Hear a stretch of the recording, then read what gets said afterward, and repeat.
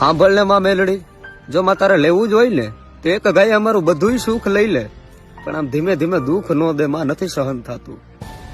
તું ગમે એટલું દુઃખ આપીને પણ તારી ભક્તિ નહીં મેકું માં, હું તારાથી દૂર નહીં રહું.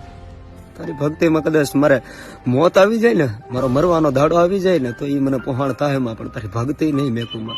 મને હાલતા ચાલતા ઉઠતા બેઠતા બસ તું જ દેખાય છે માં, તારા સિવાય બીજું કઈ દેખાતું નથી. તું પ્રાણ છો, તું જીવ છો માં, તું છે ને અમારું ગઠપણનો ઠેકો બની માં, તારા સિવાય અમારું કોણ છે માં.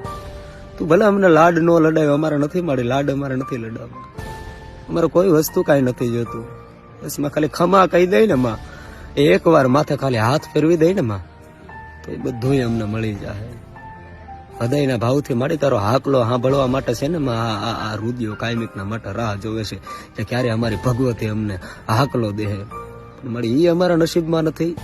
જોજે હો, એટલે ક્યાં વાર ન લાગે તારા આવવામાં કે તું આવીને અમારો જીવ વયો જાય. જોજે મળી.